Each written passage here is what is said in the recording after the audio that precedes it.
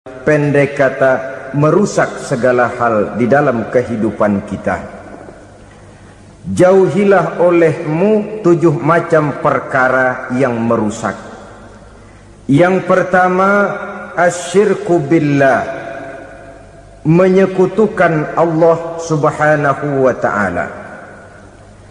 Agama dimulai dari keyakinan, maka kehancuran agama selalu dimulai dari kehancuran keyakinan, iman atau akidah yang dimiliki oleh seseorang. Dan untuk menghancurkan nilai-nilai iman yang kita miliki ini, orang rasanya tidak akan menghantam kita dengan peluru kendali. Orang tidak akan mengirimkan nuklir ke sini.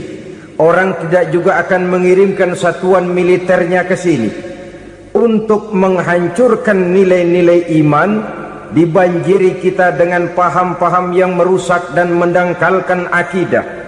Baik ia bernama materialisme, baik ia bernama sekularisme, baik ia bernama banjirnya maksiat dan munkarat, baik ia bernama banjirnya peradaban dan kebudayaan yang menghancurkan moral daripada anak-anak kita, sedikit demi sedikit melenturkan dan melunturkan nilai-nilai keimanan kita, untuk kemudian pada waktunya nilai iman itu akan bertukar dan berganti menjadi nilai syirik kepada Allah subhanahu wa ta'ala.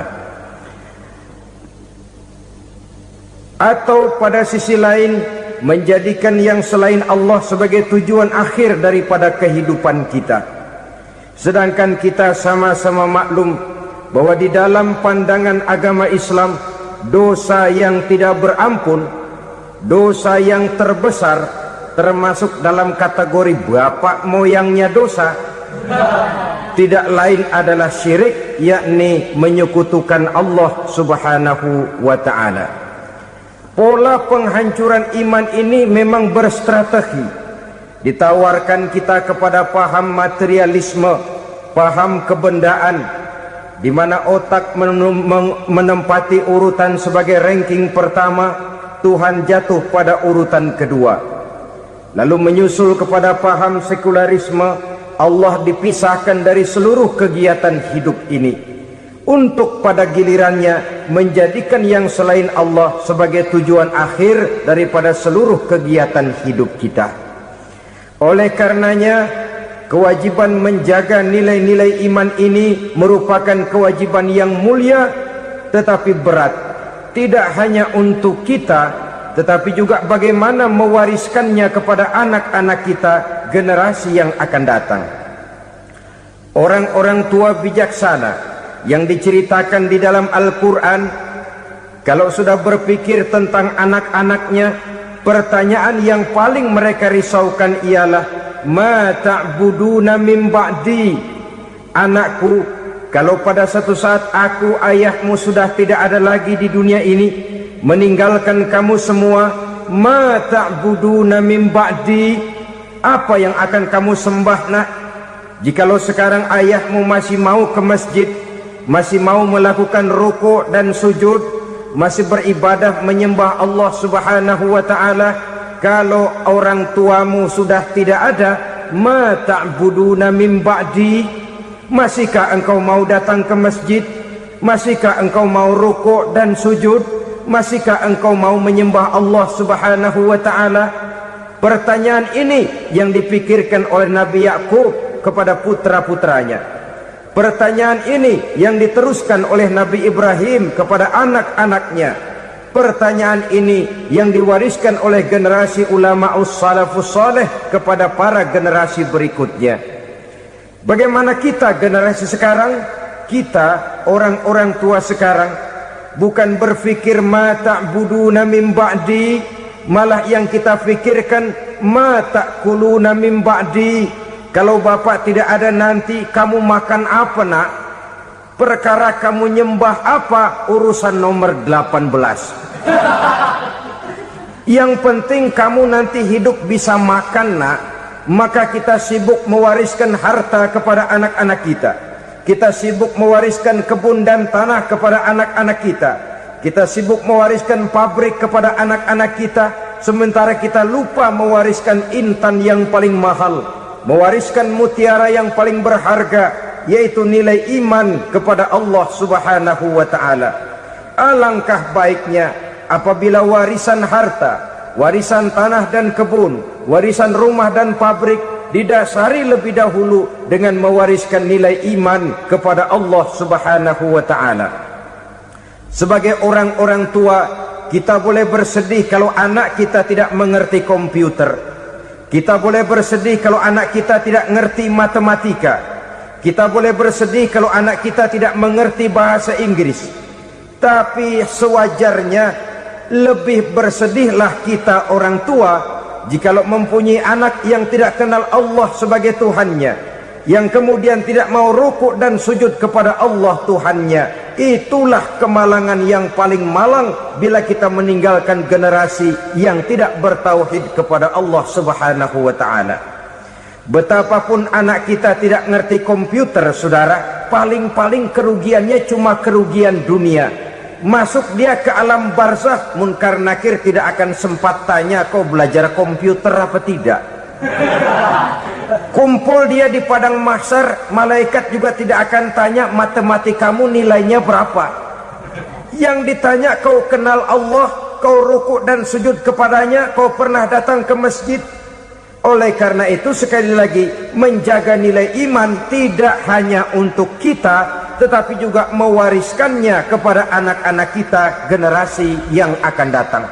Sungguh kemalangan yang paling besar apabila kita meninggalkan anak-anak kita. Mereka kita tinggalkan lemah ekonominya, itu tidak baik. Mereka kita tinggalkan lemah otaknya, itu pun akan membuat mereka tertinggal oleh yang lain. Tapi yang paling celaka, jikalau kita tinggalkan mereka dalam kondisi lemah imannya, rapuh akidahnya, tidak baik dan tidak betul keyakinan hidupnya. Oleh karena itu Nabi berpesan, jauhilah 7 perkara yang merusak. Yang pertama, syirik kepada Allah Subhanahu wa ta'ala, menyekutukan Allah baik dalam ucapan, dalam keyakinan ataupun dalam perbuatan. Ini perkara pertama yang termasuk 7 perusak besar di dalam kehidupan. Kalau sudah jatuh kita ke lembah syirik, bagaimanapun banyak kebaikan yang kita kerjakan, berjiwa sosial, bertangan pemurah, gemar menolong orang lain, kalau memang dasarnya syirik, maka seluruh kebaikan kita akan hancur, tidak akan ada nilainya dalam pandangan Allah Subhanahu wa ta'ala. Dalam pandangan manusia, mungkin kita dicatat sebagai orang sosial, gemar menolong orang lain, tidak berpangku tangan melihat orang yang mendapat kesulitan. Tapi oleh karena dasarnya syirik, dasarnya tidak mentauhidkan Allah, maka seluruh nilai kebaikan yang kita kerjakan tidak akan ada nilainya dalam pandangan Allah Subhanahu wa ta'ala. Maka jagalah iman kita, jangan sampai dihinggapi penyakit syirik yang bagaimana kecilnya sekalipun. Sekali lagi, baik syirik dalam bentuk ucapan, syirik dalam bentuk keyakinan, sampai kepada syirik dalam bentuk perbuatan, kita berhindar kepada sifat-sifat yang sedemikian itu. Karena apa? Dalam satu ayat Quran Allah Subhanahu wa ta'ala menjelaskan, innallaha la yaghfiru ayyushraka bih wa yaghfiru ma duna dzalika liman yasha. Allah tidak akan memberi ampun kepada orang-orang yang menyekutukannya, tapi Allah masih mau memberikan ampun kepada dosa-dosa yang selain itu bagi orang-orang yang dikehendakinya. Dosa selain syirik, apabila kita bertaubat, Allah masih mau mengampuni. Tapi kalau sudah jatuh ke tempat syirik, itu sudah dosa yang tidak berampun. Taubatnya tidak lain melepas syirik, kembali kepada tauhid, berkeyakinan bahwa hanya ada Allah Subhanahu wa ta'ala, Tuhan satu-satunya, yang lam yalid walam yulad walam yakul lahu kufuwan ahad. Tidak beranak, tidak pula diperanakkan, dan tidak satupun yang dapat menyerupai Tuhan Allah Subhanahu wa ta'ala. Saudara-saudara kaum muslimin rahimakumullah, bahwa kita di zaman sekarang memang tidak menyembah berhala, ya.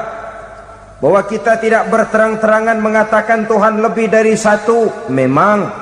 Bahwa kita tidak berkeyakinan Tuhan itu punya anak atau diperanakkan, tentu.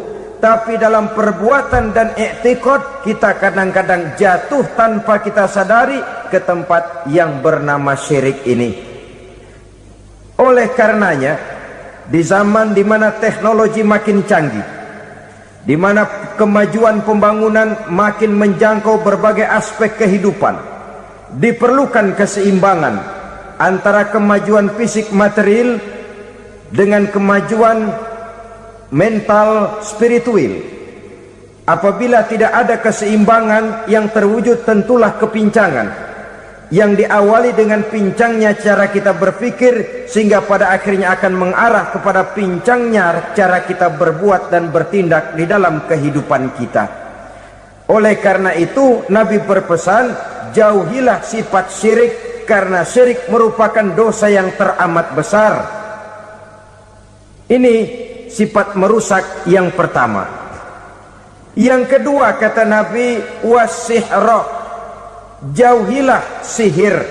Sihir ini juga termasuk perkara yang merusak kehidupan.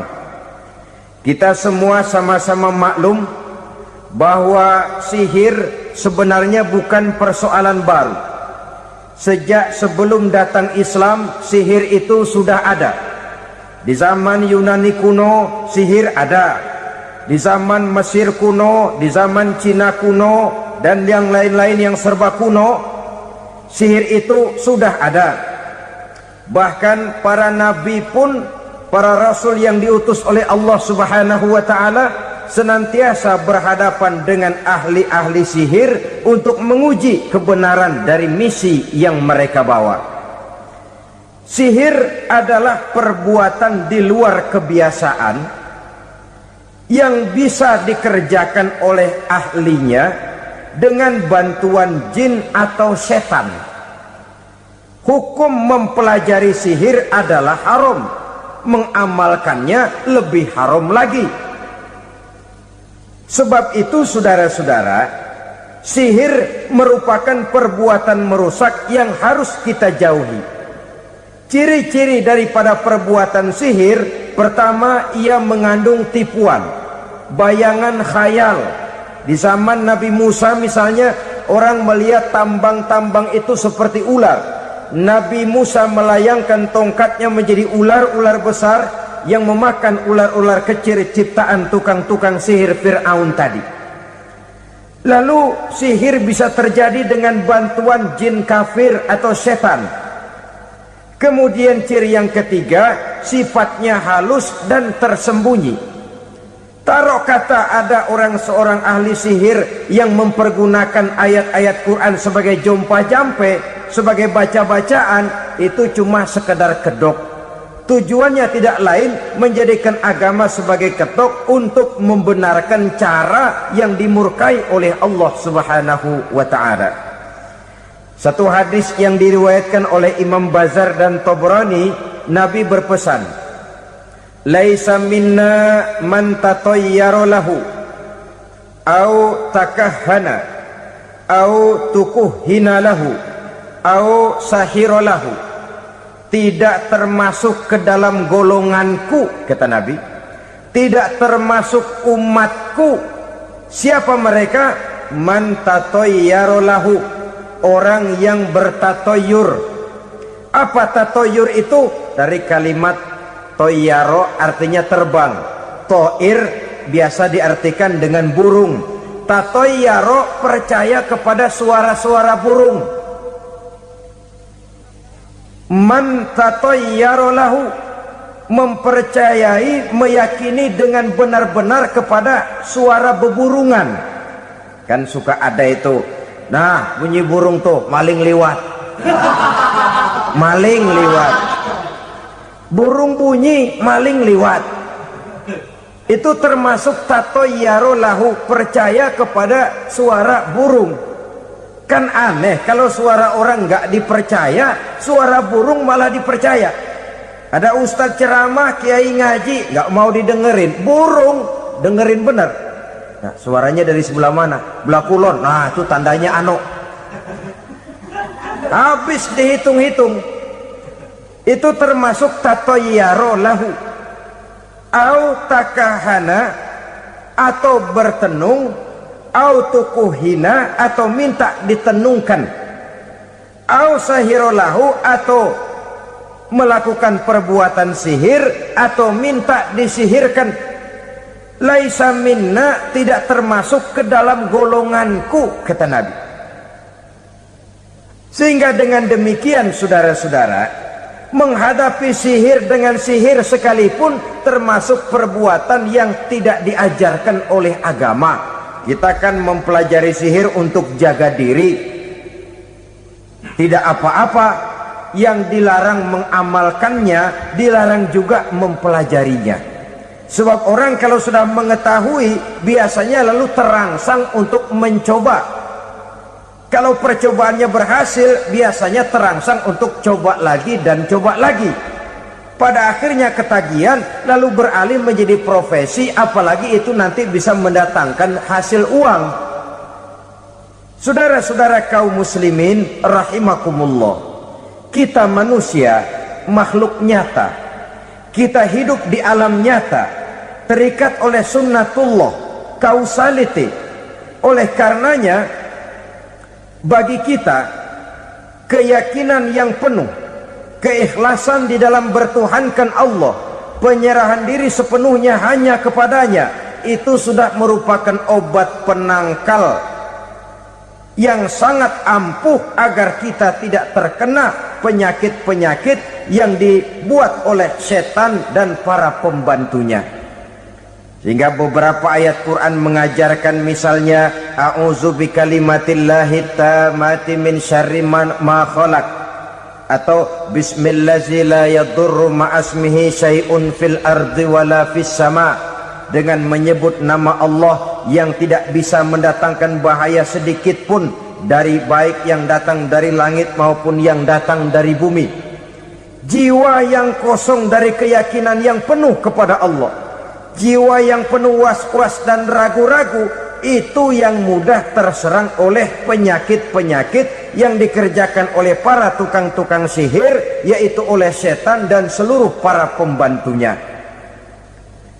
Kemudian hadis kedua yang diriwayatkan oleh Imam Ibnu Hibban, Nabi bersabda, la yadkhulul jannata mudminu khamrin wala mu'minu bisihrin wala qati'u rahmin. Tidak masuk surga. Ini Nabi yang bilang, tidak masuk surga. Siapa itu? Pertama, mudminu khamrin, orang yang berkekalan dalam mabuk. Selalu mudminun itu sudah menjadi perbuatan rutinnya, tidak kapok-kapoknya, teler seumur hidup. Mudminu khamrin, tidak masuk surga orang yang selalu bermabuk-mabukan. Yang kedua, wala mu'minu bisihrin, orang mukmin tapi main sihir. Ini juga oleh Nabi diperingatkan, tidak akan masuk surga orang mukmin tapi suka main sihir. Wala qati'u rahmin, dan tidak juga orang yang memutuskan silaturahmi. Tiga macam manusia yang diperingatkan Nabi tidak akan masuk surga: orang yang selalu mabuk, orang mukmin yang main sihir, dan orang yang memutuskan silaturahmi. Saudara-saudara kaum muslimin rahimakumullah, lalu orang berkata, kenapa dilarang kita bersihir? Padahal Rasul sendiri kan punya mukjizat. Nah, kita memang harus membedakan antara mukjizat dengan sihir. Dalam kehidupan agama kita kenal ada yang namanya mukjizat, ada yang namanya karomah atau keramat biasa diucapkan, ada yang namanya maunah, ada yang namanya irhas, ada juga yang namanya sihir. Kesemuanya ini berbeda, saudara-saudara. Yang dinamakan mukjizat itu khusus untuk para rasul saja. Satu kejadian luar biasa yang terjadi dilakukan oleh Rasul atas izin dari Allah Subhanahu wa ta'ala. Perbedaannya dengan sihir jelas. Sihir dari setan, mukjizat dari Allah. Sihir bisa dipelajari, mukjizat tidak. Sihir umumnya untuk maksud-maksud yang tidak baik, sedangkan mukjizat untuk memperkuat kebenaran yang disampaikan oleh para rasul dan ditentang oleh umatnya. Bahkan kafir Quraisy dahulu menganggap orang-orang ahli sihir itu berada dalam satu posisi yang hina, sehingga mereka mengatakan dan menuduh Nabi Muhammad sebagai tukang sihir. Tuduhan sebagai tukang sihir adalah tuduhan yang sangat aib dan hina. Di tengah masyarakat kufar jahiliyah, kedudukan tukang sihir dipandang sebagai kedudukan yang hina, sehingga mereka mengejek Nabi dengan sebutan tukang sihir. Jadi mukjizat hanya untuk Rasul saja. Kemudian karomah. Karomah ini asal kata dari karoma, kehormatan, kemuliaan yang diberikan Allah kepada hamba-hambanya yang rajin mendekatkan diri kepadanya. Oleh karena ketekunannya melaksanakan ibadah, Allah memberikan keistimewaan kepada orang itu, yang dengan keistimewaannya dia bisa mengerjakan yang tidak bisa dikerjakan oleh orang lain. Karomah hanya bisa dicapai dengan prestasi ibadah. Kalau sihir, mau ibadah apa enggak, asal dia belajar, bersatu dan berteman dengan setan, memenuhi persyaratan-persyaratan setan, biasanya lalu bisa. Sedangkan karomah tidak mungkin terwujud tanpa orang mendekatkan diri sedekat-dekatnya kepada Allah Subhanahu wa ta'ala. Maka kita lihat biasanya orang-orang yang punya ilmu sihir, mukanya rata-rata nggak enak dilihat. Kumuh, jauh dari air wudhu, jauh dari sujud kepada Allah, malah berteman dengan setan, menjadi pelayan-pelayannya setan. Saudara-saudara, adapun maunah, keistimewaan yang diberikan Allah kepada hamba-hambanya yang belum sampai kepada tingkat wali, tapi orang itu lebih banyak kebaikannya daripada kesalahannya.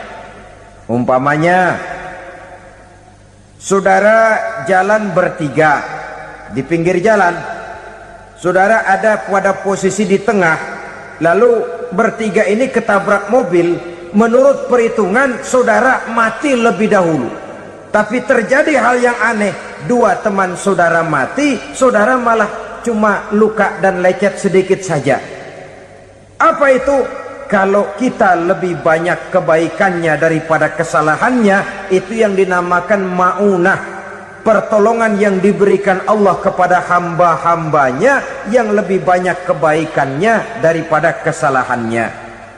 Sedangkan yang dinamakan irhas, kejadian luar biasa pada diri seseorang pada waktu dia masih kecil, yang menunjukkan tanda-tanda keistimewaannya. Itu umumnya pada para nabi pada usia kecilnya sudah ada irhas, tanda-tanda istimewa. Jelas baik mukjizat, karomah, maunah maupun irhas berbeda dengan sihir. Sihir ini jelas saja merupakan bantuan dan persekutuan antara manusia dengan setan. Padahal setan, kata Allah dalam Al-Quran, innahu lakum aduwwum mubin, sesungguhnya setan bagi kamu adalah musuh yang sangat jelas. Saudara-saudara kaum muslimin rahimakumullah, di zaman sekarang dalam menghadapi beban kehidupan yang makin pelik, menghadapi stres yang tidak kunjung selesai, menghadapi persoalan-persoalan yang teramat berat, orang sering mencari jalan keluar kepada hal-hal yang menurut pendapatnya bisa meringankan beban moralnya itu. Pergilah dia mencari sesuatu yang dapat meringankan bebannya. Dan tidak jarang yang jatuh ke pangkuan tukang-tukang tenung, ke pangkuan tukang-tukang sihir, yang mereka itu oleh Quran dijelaskan kadzabal munajjimun walau sodaku. Tukang-tukang tenung, tukang-tukang sihir, mereka itu bohong walaupun benar. Maksudnya bohong walaupun benar artinya kalau yang mereka kerjakan benar, itu sih kebenaran. Benar dengan kebenaran itu lain. Kebenaran, kebetulan bisa, tapi tidak untuk selalu. Apalagi kalau itu sudah membahayakan kehidupan orang lain. Jadi oleh karena itu Nabi berpesan, jauhilah daripada sihir. Kalau sudah jauhilah dari sihir artinya ya jauhilah daripada mempelajarinya, jauhilah daripada bergaul dengan orang-orang yang ahli di bidang itu, karena dari pergaulan segalanya bisa menular. Baiklah saudara, ini yang kedua. Yang ketiga pesan Nabi, wa qatlan nafsil lati harramallahu illa bil haq. Membunuh orang lain dengan cara yang tidak benar, membunuh orang yang diharamkan oleh Allah Subhanahu wa taala untuk melakukannya kecuali dengan alasan yang benar.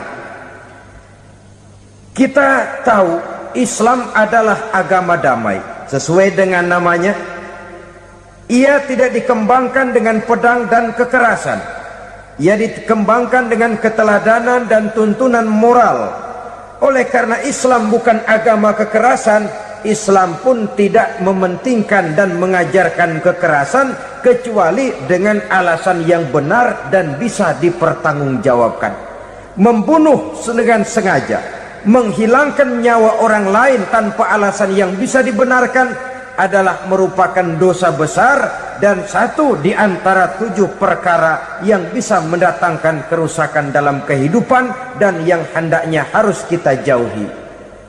Saudara-saudara kaum muslimin rahimakumullah, beberapa waktu yang lalu di sebuah kota kecil yang indah bernama New Auckland.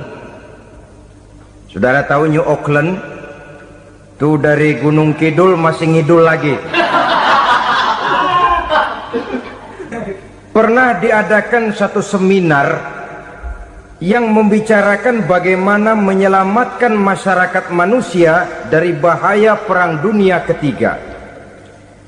Diperkirakan kalau terjadi Perang Dunia Ketiga, manusia tidak akan tersisa. Sebab apa? Pada waktu itu cadangan nuklir yang dimiliki oleh bersama Amerika dan Rusia konon sudah sanggup memusnahkan 6 miliar manusia pada saat jumlah manusia baru 5 miliar.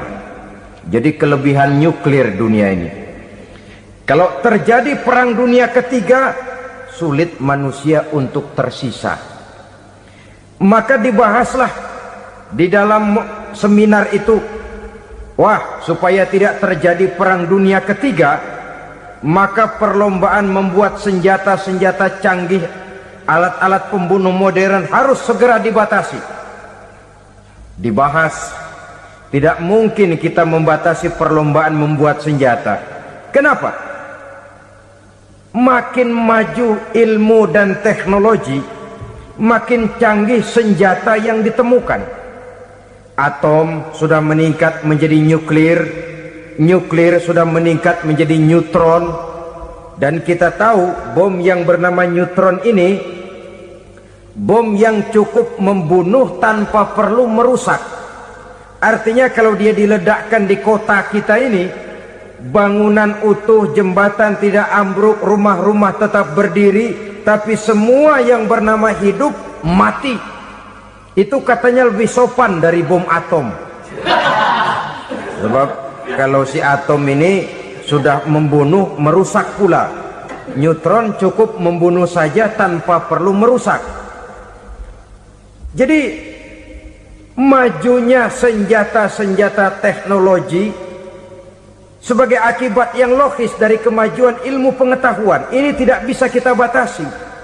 Dan memang sebenarnya yang bahaya bukan senjatanya, tapi manusia yang mengendalikan senjata itu. Mereka kembali kepada prinsip the man behind the gun. Bukan senjatanya yang bahaya, tapi manusia yang mengendalikan senjata itu yang bahaya.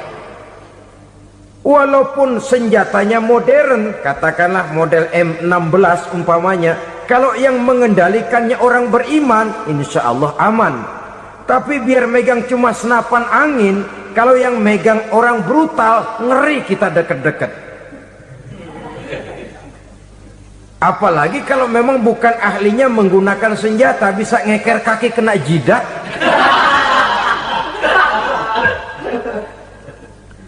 Mereka kembali kepada prinsip lama yang tetap baru.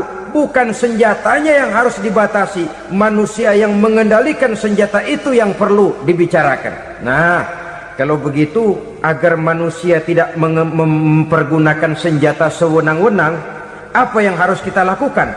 Ya, manusianya harus bermoral. Ya, tapi moral yang mana? Di dunia ini banyak ajaran tentang moral. Itu pun mudah saja. Di sini kan kita undang saja ahli dari berbagai agama untuk membicarakan konsep perdamaian menurut agamanya masing-masing. Baik, setuju itu? Setuju. Maka tampillah para ahli agama, mereka kembali kepada prinsip moral daripada konsep yang terkandung di dalam ajaran agama untuk menegakkan perdamaian. Mula-mula naiklah ahli dari agama Hindu, dibacakan konsep perdamaian menurut ajaran agama Hindu, bahwa untuk damai manusia harus meninggalkan nafsu keduniaannya, menempuh samsara dan sebagainya untuk mencapai nirwana, menjauhi kemegahan dan kemewahan dunia. Ini lalu dibahas, rasanya juga tidak mungkin ini. Kemudian dari agama Nasrani, bahwa untuk damai manusia harus menciptakan sifat kasih sayang. Kalau ditampar pipi kiri, berikan pipi yang kanan. Kalau diberikan selendang, berikan baju. Nanti orang kasihan, lalu dia tidak akan nampar lagi. Ketika ini dibahas, ternyata rasanya pun tidak mungkin bisa diterima. Karena apa? Di zaman sekarang orang ditampar pipi kiri, dikasih pipi kanan. Bukan kasihan, gemes. Damai belum tentu, bonyok udah jelas. Lalu ketika dibacakan konsep perdamaian menurut Quran, di mana disampaikan ayat wa jazaa'u sayyi'atin sayyi'atun misluha faman afa wa aslaha fa ajruhu 'ala Allah. Balasan terhadap satu kejahatan adalah kejahatan yang seimbang, tetapi barang siapa yang memberi maaf dan mencari jalan damai, itulah yang terbaik dan akan mendapat pahala dari Allah Subhanahu wa ta'ala. Kamu tidak salah ditampar pipi kirimu, tampar lagi pipi kirinya sekeras dia menampar pipi kirimu. Nanti orang tidak mau menampar kita karena dia tahu kalau dia tampar kita, dia akan menderita tamparan sekeras dia menampar kita. Akan terjadilah prinsip saling hormat menghormati, tidak saling ganggu, tidak saling usil, tidak saling jahil. Atas dasar ini perdamaian bisa ditegakkan. Mereka bisa menerima konsep ini, tapi kemudian seminar ditutup tanpa satu keputusan resmi. Kenapa? Terus terang mereka kagum dengan konsep Islam, tapi sentimen lama terhadap nilai-nilai Islam telah menutup mata mereka untuk menerima kebenaran dari ajaran Al-Quranul Karim. Saudara-saudara kaum muslimin rahimakumullah, kembali kita kepada persoalan pokok. Roh adalah dari Allah, dia akan kembali kepada Allah, milik mutlak dari Allah. Tidak pantas kita merampasnya dari orang lain. Tidak wajar kita menghilangkannya tanpa alasan yang dibenarkan oleh agama. Di zaman sekarang, akibat persaingan hidup yang makin tajam, lapangan kerja yang makin sulit, tensi ekonomi yang makin tinggi, atau karena nilai moral yang makin rendah, atau juga karena rapuhnya pegangan orang kepada agama, nyawa rasanya sudah sedemikian murahnya. Berbagai kasus membuat berdiri bulu roma kita. Ada mayit, ada manusia dipotong 6, dicincang macam kambing. Ada yang dipotong 5, ada yang dipotong 13, dikardusin, dibuang ke tempat sampah. Inna lillahi wa inna ilaihi raji'un.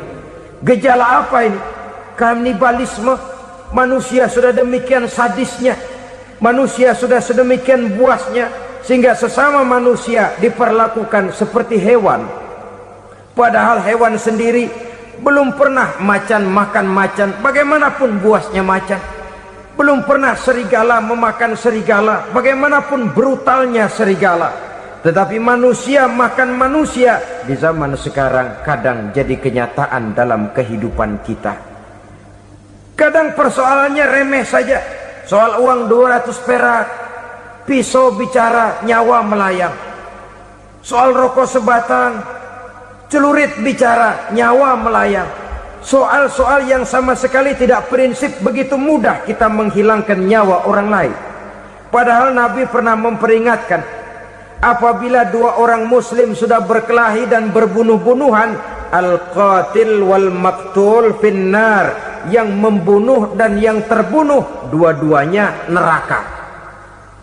Sahabat heran, ya Rasul, kalau yang terbunuh, kalau yang membunuh masuk neraka itu sih wajar, tapi yang terbunuh kenapa neraka juga? Beliau menjawab, dua-duanya sudah punya niat untuk saling membunuh. Niatnya itu yang diponten. Yang terbunuh cuman lagi apes aja, keduluan dia. Umpama tidak terbunuh, pasti dia yang akan membunuh. Oleh karenanya al-qatil wal maktul, yang membunuh dan yang dibunuh finnar, dua-duanya masuk ke dalam neraka. Islam menghormati kehidupan, tidak hanya terbatas kepada sesama muslim, orang-orang yang berlainan agama pun yang mau hidup berukun, damai, berdampingan dengan umat Islam, jiwa mereka, darah mereka dilindungi oleh nilai-nilai Islam yang disebut dengan kafir zimmi ini. Mengganggu mereka sama saja dengan mengganggu aku, kata Nabi. Jadi oleh karena itu, sayangilah sesama. Kehidupan adalah anugerah Allah, bukan wewenang kita untuk mencabutnya dari orang lain, bukan wewenang kita untuk merampas dan menghilangkannya dari orang lain. Apa yang tidak enak terjadi pada diri kita, begitu pula lah apabila terjadi pada diri orang lain. Sehingga Nabi mengatakan, la yu'minu ahadukum hatta yuhibba li akhihi ma yuhibbu li nafsihi. Belum dikatakan beriman seseorang kamu apabila dia belum mencintai saudaranya seperti ia mencintai dirinya sendiri. Apa yang enak dirasakan oleh orang lain, enak juga dirasakan oleh dia. Mengukur orang lain dengan diri sendiri. Kalau orang lain tanpa salah saya fitnah, kalau saya tanpa salah difitnah orang, enak apa enggak? Enggak, orang lain juga begitu. Kalau orang lain tanpa salah saya tempeleng kepalanya, enak apa tidak? Tidak. Orang lain juga begitu. Yang tidak enak terjadi pada diri kita, tentu tidak enak juga kalau terjadi pada orang lain. Mengukur orang lain dengan diri sendiri, sehingga tidak timbul sifat egois, tidak menari di atas bangkai orang lain, tidak mendirikan kebahagiaan di atas untayan air mata orang lain. Sehingga dengan demikian saudara-saudara, dia bisa menghormati kehidupan, menghormati orang lain sebagaimana dia ingin dihormati. Inilah perbuatan ketiga yang merusak, membunuh orang lain dengan yang diharamkan Allah tanpa alasan yang benar. Yang ketiga. Kemudian yang keempat, perbuatan merusak, wa aklar riba, makan riba. Hidup adalah tolong menolong. Bahasa kerennya take and give katanya, saling memberi dan saling menerima. Nabi mengajarkan, man kuraba kurbatan min kurabid dunya karaballahu lahu kurbatan min kurabi yaumal qiyamah, wallahu fi aunil abdi madamal abdu fi auni akhihi. Siapa yang meringankan beban dari beban-beban yang dirita seseorang di dalam kehidupan dunia, Allah akan meringankan bebannya daripada beban-beban yang harus dipikulnya di hari kiamat nanti. Wallahu fi aunil abdi madamal abdu fi auni akhihi.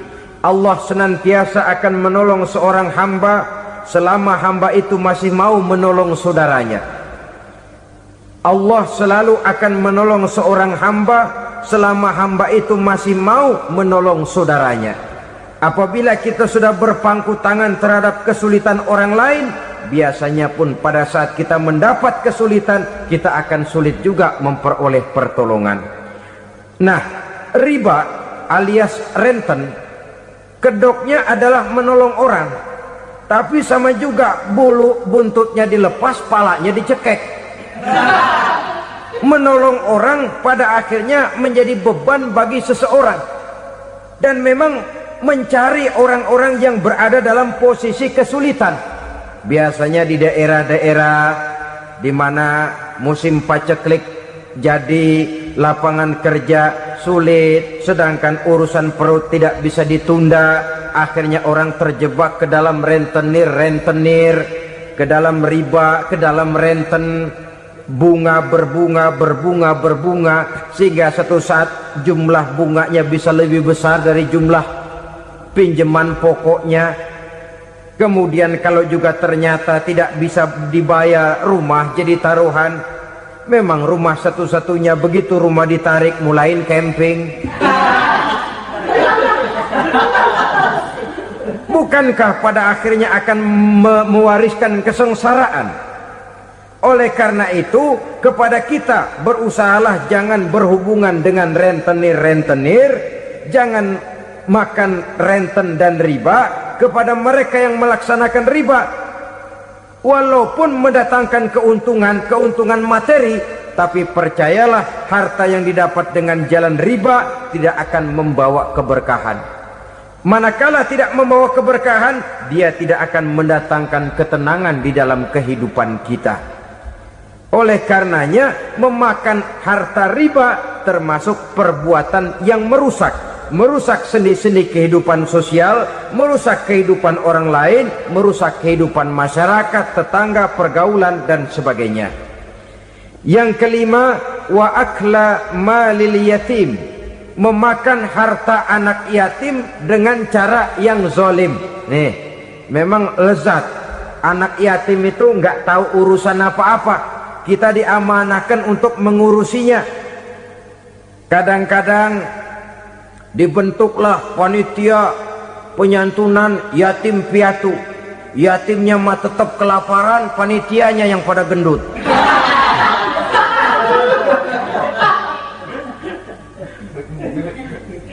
Padahal memakan harta anak yatim termasuk perbuatan dosa besar, dan menjantuni yatim merupakan perbuatan mulia.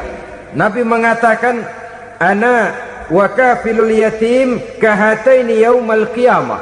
Aku dan orang-orang yang menyantuni anak yatim seperti dua jari ini pada hari kiamat nanti. Dekat sekali. Jikalau ingin di hari akhir nanti dekat dengan Rasul, bersahabatlah dengan anak-anak yatim. Jadilah pengurus anak-anak yatim. Bangunlah panti-panti asuhan yatim.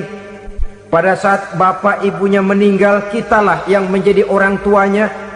Bahkan sedemikian besar perhatian Islam terhadap anak-anak yatim ini, sehingga Quran memberikan peringatan, ara'aital ladzi yukadzibu biddin fadzalikal ladzi yad'ul yatim wa la yahuddu ala ta'amil miskin. Tahukah kamu siapa orang yang mendustakan agama, beragama tapi dianggap dusta, salatnya dusta, puasanya dusta, karena agamanya sudah berdusta. Siapa mereka? Fazalikal ladzi yad'ul yatim, orang yang menyia-nyiakan anak yatim, wala yahuddu ala ta'amil miskin, dan tidak pernah memberi makan kepada orang-orang yang menderita kemiskinan. Menyia-nyiakan, meninggalkan anak yatim termasuk perbuatan yang divonis kita sebagai orang yang mendustakan agama. Saudara-saudara kaum muslimin rahimakumullah, maka sangat dicela mengeksploitir anak-anak yatim, menjadikan mereka sebagai kedok untuk mencari kekayaan pribadi. Tetapi jikalau ikhlas, ganjarannya sangat besar, nilai pahalanya sangat besar. Menyantuni yatim tidak hanya setahun sekali. Kalau Muharram pakai istilah lebaran yatim, dibentuklah panitia, diberilah beras, uang 45.000 rupiah, alhamdulillah. Tapi jangan lupa, si yatim tidak hidup cuma satu hari. Dia tidak hidup cuma di bulan Muharram saja, dia hidup 12 bulan dalam setahun. Sebagaimana anak-anak yang lain, dia juga berhak punya masa depan. Dia juga berhak menikmati bangku sekolah. Dia berhak mengenyam arti dan makna pendidikan. Dia berhak membekali diri dengan ilmu dan pengetahuan, seperti halnya anak-anak yang lain. Maka kita yang diberikan keluasan oleh Allah, ingatlah itu, bersahabatlah dengan anak-anak yatim, santuni mereka. Perkara setahun sekali di bulan Muharram, alhamdulillah, itu bagus, bin Thayyib alias baik. Tapi tentu dan tentu, sekali lagi, si yatim tidak hanya hidup di bulan Muharram. Dia hidup 12 bulan dalam setahun, 24 jam dan di dalam sehari. Oleh karenanya, menyia-nyiakan mereka pada saat posisi kita memang mampu akan memojokkan kita dalam satu posisi di mana kita dianggap sebagai orang yang mendustakan agama, memakan harta anak yatim dengan cara yang zolim. Bapaknya udah meninggal, kebunnya lebar, anaknya dikelecehin. Nah, dah kamu nggak usah pusing, nanti saya yang ngurus. Akhirnya bukan ngurus, nguras. Si yatim mungkin tidak tahu bahwa dia disia-siakan, haknya diambil, miliknya dizalimi. Tapi Allah yang akan membalasnya dengan seadil-adilnya. Maka makan harta anak yatim biasanya balasannya tokcer bin paten. Nggak banyak selang tempo itu, nggak percaya cobain dah. Nyobain aja kan nggak bayar, umpama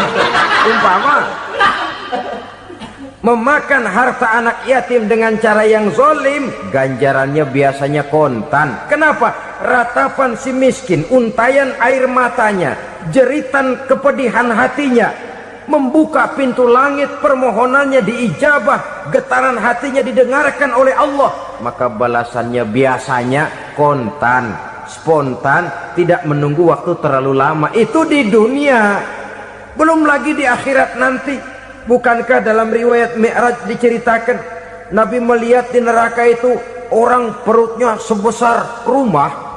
La haula wala quwata. Itu perut kayak rumah, bagaimana jalannya tuh orang? Dan memang gak jalan, diseret-seret oleh malaikat di neraka itu. Hancur perutnya, amburadul itu perut. Berantakan isinya, dibulatkan lagi, diseret lagi, hancur lagi, dibulatkan lagi. Sampai Nabi tanya, orang itu begitu berat siksanya kenapa ya Jibril? Itu Muhammad, waktu di dunia dulu rakus banget makan harta anak yatim. Begitu vonisnya, begitu menyedihkan nasibnya di akhirat. Tapi di dunia pun ketidakberkahan itu sudah membayangi kehidupannya. Oleh karena itu, kepada saudara-saudara yang mendapat titipan anak yatim, berbahagialah, karena semulia-mulia rumah adalah rumah yang di dalamnya ada anak yatim yang disantuni. Sehina-hina rumah adalah rumah di mana di dalamnya ada anak yatim yang disia-siakan. Begitu kata Nabi kita. Rumah yang paling mulia dalam pandangan Allah, rumah yang di dalamnya ada anak yatim yang disantuni. Rumah yang paling hina dalam pandangan Allah, rumah yang di dalamnya ada anak yatim yang nasibnya disia-siakan. Berbahagialah saudara apabila menjadi penyantun anak-anak yatim, pelindung mereka, sehingga mereka mempunyai masa depan sebagaimana anak-anak lainnya. Rasulullah sendiri sedemikian peka terhadap keadaan anak-anak yatim, karena beliau sendiri memang mengalami umur 6 bulan dalam kandungan ibu, beliau sudah ditinggalkan oleh ayahnya. Pada saat berusia 6 tahun ibu sudah meninggal. Yatim piatu dalam usia di mana beliau sedang perlu belas kasih seorang ibu dan pengertian seorang bapa. Kepekaan itu lalu timbul, bahkan kemudian sampai kepada beliau berkata, aku dan orang yang menyantuni anak yatim seperti jari tengah dan jari telunjuk di hari akhirat nanti. Sedemikian dekatnya. Baiklah ya, jadi yang kelima, memakan harta anak yatim. Jauhi, karena ini perbuatan yang merusak. Yang keenam, watawalli yaumaz zahfi, melarikan diri pada hari pertempuran. Apa ini? Khianat. Tidak konsekuen dengan konsep perjuangan.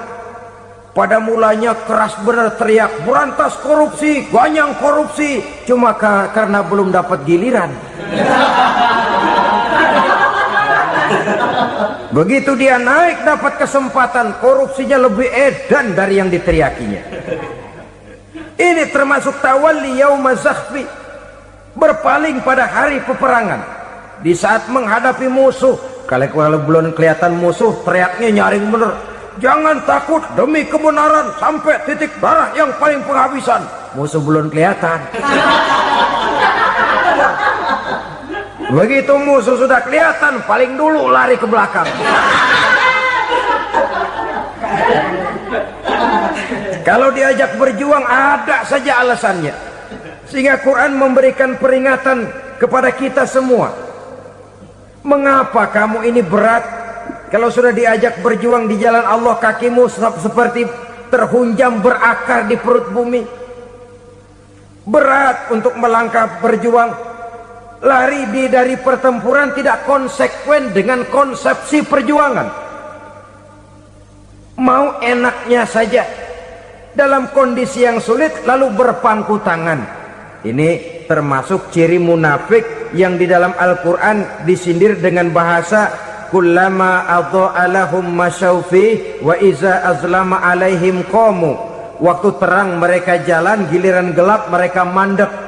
Artinya, maksudnya kalau giliran ada untungnya aja rame-rame teriak Islam, tapi begitu diminta berjuang, dituntut berkorban, rame-rame mundur. Waktu dilihat di Islam ada untungnya, rame-rame teriak Islam. Pak, saya Islam banget, Pak. KTP saya Islam, Pak. Pokoknya Islam banget dah. Tapi ketika diminta berjuang, dituntut sedikit berkorban, rame-rame mengundurkan diri. Tahun 65 PKI berontak. Waduh, waktu itu jadi orang Islam untung itu. Nggak dikejar-kejar, aman. Masjid rame, mobil-mobil mewah parkir di depan musola dan masjid. Kenapa? Waktu itu asal udah ke masjid aman. Islam selamat, untung. Tapi begitu keadaan aman, yang parkir di musola sepeda butut melulu.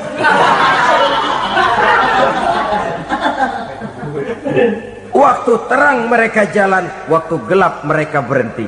Dikala di Islam ada untungnya, baru wah Islam bagus, Islam hebat. Tapi waktu dilihat ada kerugian, jangan bawa-bawa Islam dah.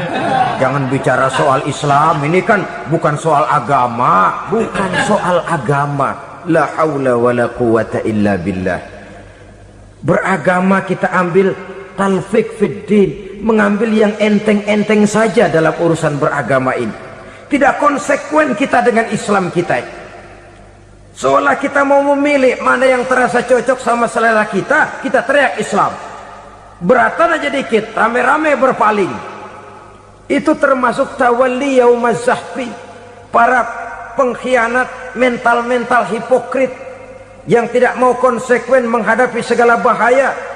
Itu termasuk perbuatan yang merusak. Kenapa? Kalau cuma dia saja yang lari, mungkin tidak jadi soal, tapi larinya ini akan mempengaruhi orang lain. Nah, pengaruhnya itu yang dicegah. Sebab kalau satu sudah mulai lari, yang lain mulai ngelirik. Ketika yang dilirik kemudian tidak ada reaksi, dia akan ikut lari. Artinya apa? Seorang muslim harus konsekuen dengan konsep perjuangannya, dengan keyakinan keagamaannya, dan tidak memilih yang enak-enak saja di dalam kehidupan beragama.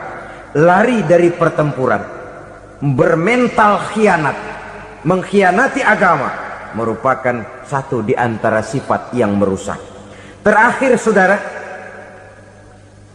wa qazfal muhsanatil ghafilatil mu'minat, menuduh perempuan baik-baik yang tidak tahu menau tentang tuduhan yang dituduhkan kepadanya, menuduh perempuan mukmin yang baik-baik yang tidak tahu menau tentang tuduhan yang dilakukan kepadanya. Fitnah lebih bahaya daripada pembunuhan. Orang yang tidak salah bisa hancur namanya, orang yang berniat baik bisa ambruk perjuangannya oleh karena fitnah. Sehingga dikatakan al-fitnatu asyaddu minal qatli, fitnah lebih bahaya daripada pembunuhan. Maka memfitnah ini termasuk satu dosa di antara 7 hal merusak yang harus kita jauhi semampu kita, semampu-mampunya. Mengupayakan sebisa-bisanya jangan sampai terjebak ke dalam hal yang demikian. Nah saudara-saudara, inilah saja pertemuan kali ini. Mudah-mudahan ada manfaatnya. Semoga Allah memberikan kekuatan zahir dan batin kepada kita untuk bisa menjauhi 7 perkara yang merusak ini. 7 macam perkara yang merusak. Merusak akidah dan keimanan, merusak amal perbuatan yang sudah kita kerjakan, merusak sendi-sendi kehidupan sosial, pendek kata merusak segala hal di dalam kehidupan kita. Jauhilah olehmu 7 macam perkara yang merusak. Yang pertama, asyirku billah, menyekutukan Allah subhanahu wa ta'ala. Agama dimulai dari keyakinan, maka kehancuran agama selalu dimulai dari kehancuran keyakinan, iman atau akidah yang dimiliki oleh seseorang. Dan untuk menghancurkan nilai-nilai iman yang kita miliki ini, orang rasanya tidak akan menghantam kita dengan peluru kendali.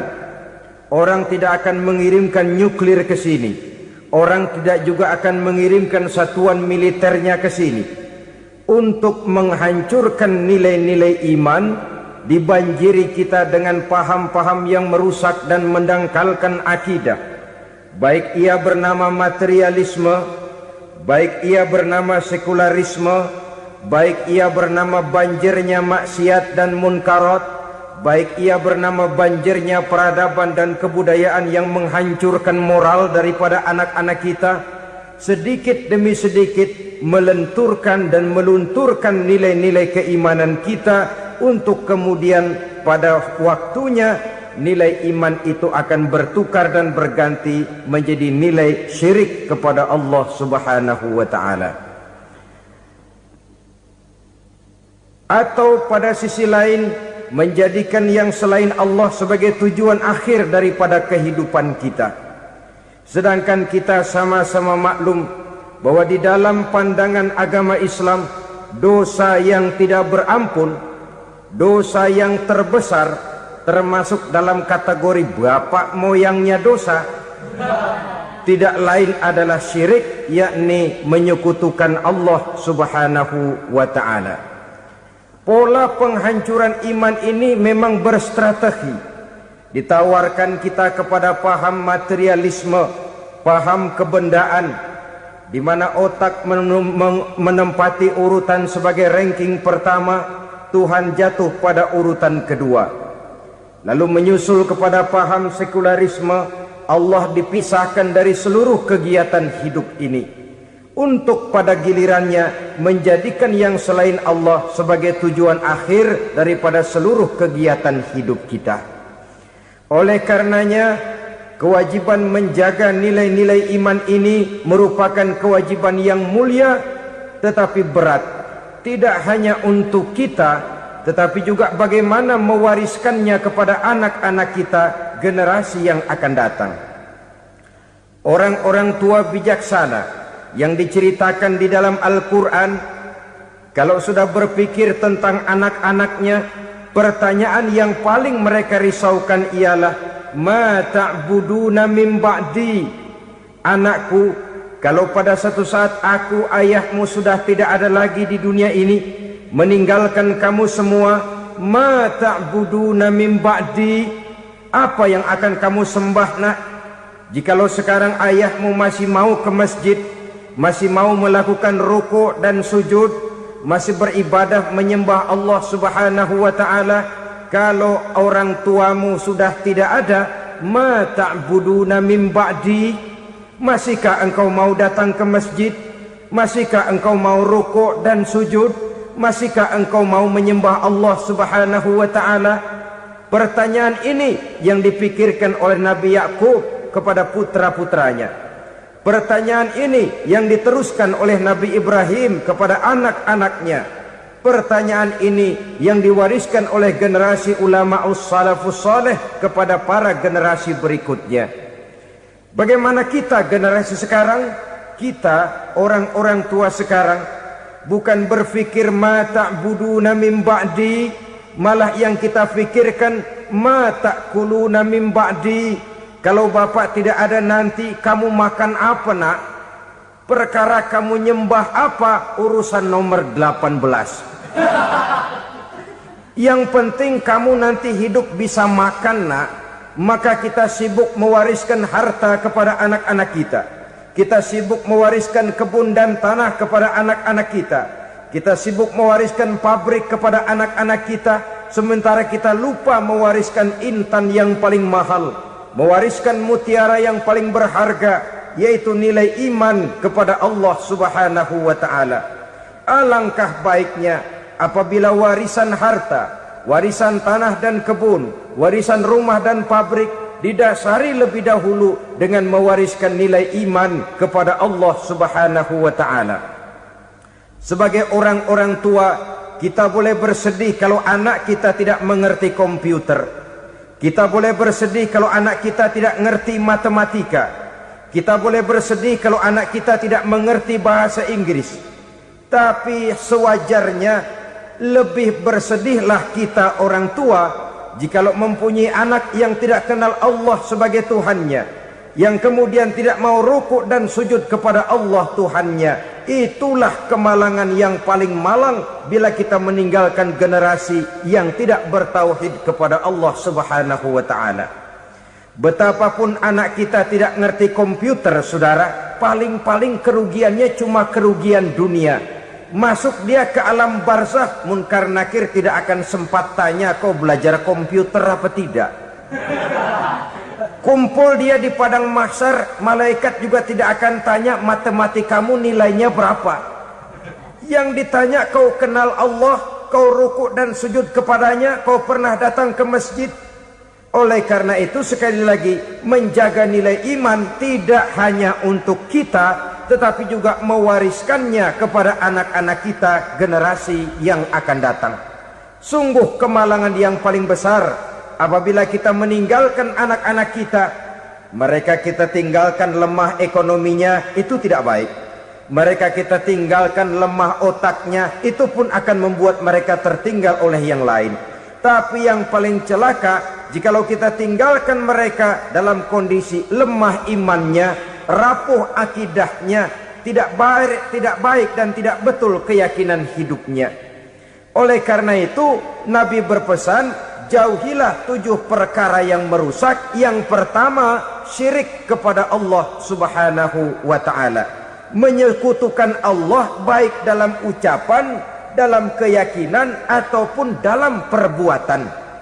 Ini perkara pertama yang termasuk 7 perusak besar di dalam kehidupan. Kalau sudah jatuh kita ke lembah syirik, bagaimanapun banyak kebaikan yang kita kerjakan, berjiwa sosial, bertangan pemurah, gemar menolong orang lain, kalau memang dasarnya syirik, maka seluruh kebaikan kita akan hancur, tidak akan ada nilainya dalam pandangan Allah Subhanahu wa taala. Dalam pandangan manusia mungkin kita dicatat sebagai orang sosial, gemar menolong orang lain, tidak berpangku tangan melihat orang yang mendapat kesulitan, tapi oleh karena dasarnya syirik, dasarnya tidak mentauhidkan Allah, maka seluruh nilai kebaikan yang kita kerjakan tidak akan ada nilainya dalam pandangan Allah Subhanahu wa taala. Maka jagalah iman kita jangan sampai dihinggapi penyakit syirik yang bagaimana kecilnya sekalipun. Sekali lagi, baik syirik dalam bentuk ucapan, syirik dalam bentuk keyakinan, sampai kepada syirik dalam bentuk perbuatan, kita berhindar kepada sifat-sifat yang sedemikian itu. Karena apa? Dalam satu ayat Quran Allah Subhanahu wa taala menjelaskan, innallaha la yaghfiru ayyushraka bih wa yaghfiru ma duna dzalika liman yasha. Allah tidak akan memberi ampun kepada orang-orang yang menyekutukannya, tapi Allah masih mau memberikan ampun kepada dosa-dosa yang selain itu bagi orang-orang yang dikehendakinya. Dosa selain syirik, apabila kita bertaubat, Allah masih mau